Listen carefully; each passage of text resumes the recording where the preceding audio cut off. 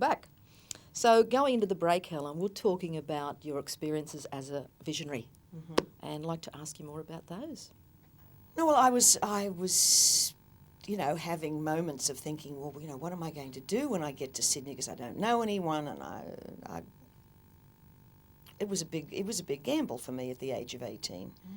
But I had this dream about 10 days before I left, or right before I left, I can't remember now.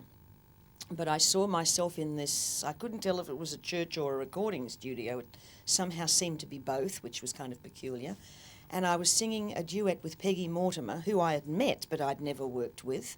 And we were singing a duet together. I never did duets, and she was a soprano, so it just seemed the weirdest dream. And the first job that I got in Sydney was for the ABC at Studio 226 in Burke Street, which was a colonial church that they had turned into a recording studio, and my job was to sing a duet with Peggy Mortimer. Amazing. And you've had these visions throughout my life. Throughout your life. And in fact, your book actually has at the end of it some prophecies, so to speak. What I see, yes, what I see. It's not going to be as bad as people think. There's a lot of gloom and doom extremists hell-bent on Armageddon and all that. That's not happening. Okay, well, tremendous changes, but it's not the end of the world. Let's talk a little bit about that, seeing as we're on that subject now. Okay. What is it that you'd like to share with us around some of these changes? Well, we're evolving.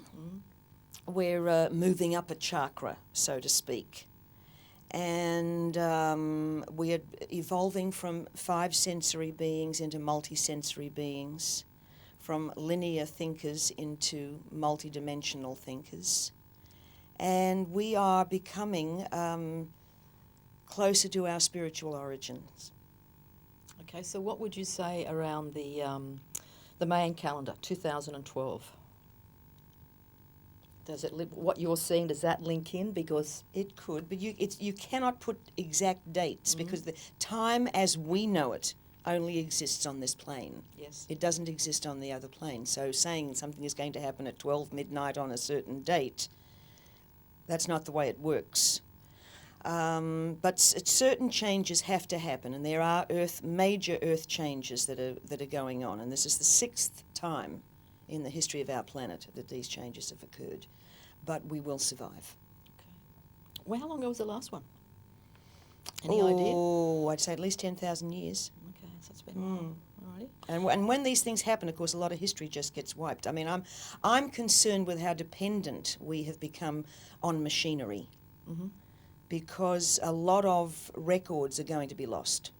Well, just on that, do you believe Atlantis existed? Oh, of course. Okay, and that was another case of and huge Lemuria. Earth, yes, huge Earth shifts and changes, and it all got lost. So it almost seems like it's a myth in our history for most of us. Well, see, this is part of the problem with linear thinking and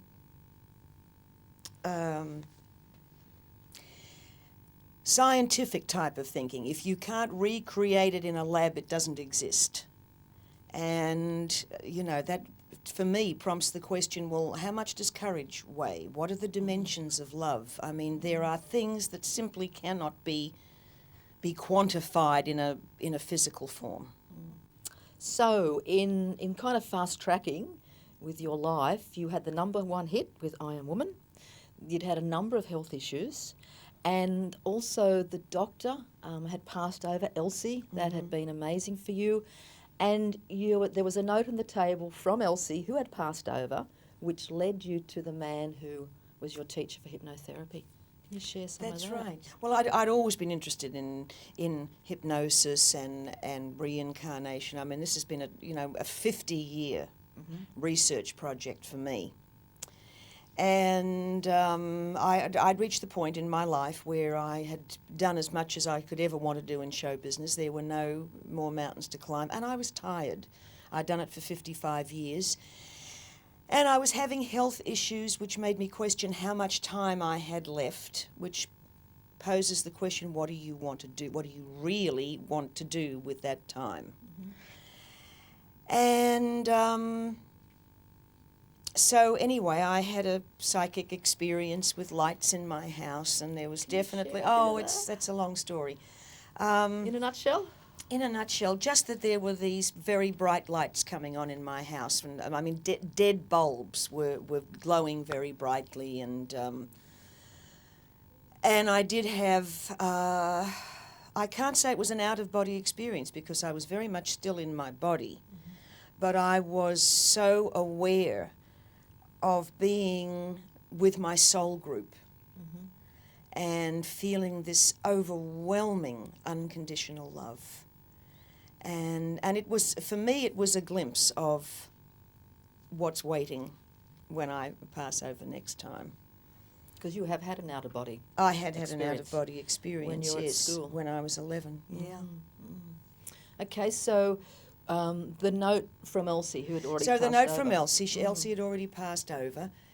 And was your doctor for a lot of years? Well, she was the doctor who saved my life. Yes. She definitely saved my life, because if I had gone undiagnosed much longer, I would have died. And I used to worry, you know, what's going to happen to me when Elsie dies, because she had such somebody at her funeral said, when you're in the emergency room and you heard the distinctive click of her heels coming down the hallway, you knew you were going to be okay. Oh, isn't that nice? Yeah, she inspired that sort of confidence.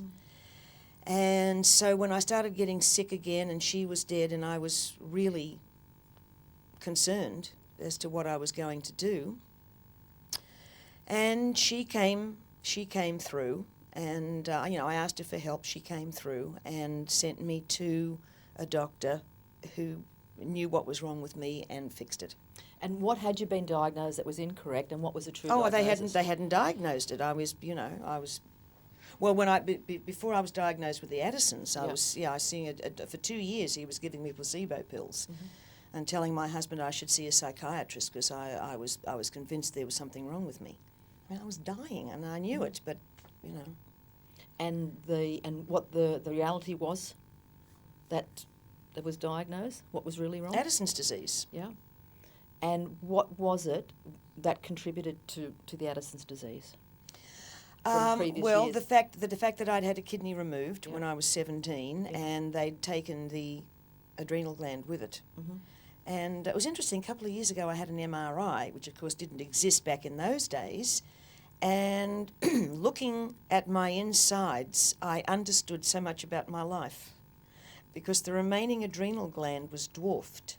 Wow. So I was born with infantilized adrenal glands, which explains why I was a sprinter and not a long-distance runner, why I would have these bursts of energy followed by complete exhaustion. Okay. Mm. Oh, fascinating. Mm. So then Elsie led you to A gastroenterologist who cleared up this, because I've always travelled so much, you know, Africa, South America, a lot of these places where there's weird things that you can pick up, and I'd picked up this bacteria, and I'd had it for several years, and it was just destroying my insides. But of course it wasn't showing up on any of the x-rays or anything, but this woman, she found it and fixed So, it. Mm. And then Elsie also led you to Florence Henderson and her husband, who does the hypnotherapy. Well, which was kind of funny because Yeah. I don't mention this in the book. Okay. But This is an exclusive. yes, okay. No, Elsie and Florence were very good friends. And when Florence divorced her husband and married Dr. John Kappas, Elsie was not very happy because she didn't think this hypnotherapy business, I don't know what that's all about, that she didn't think it was science, you see.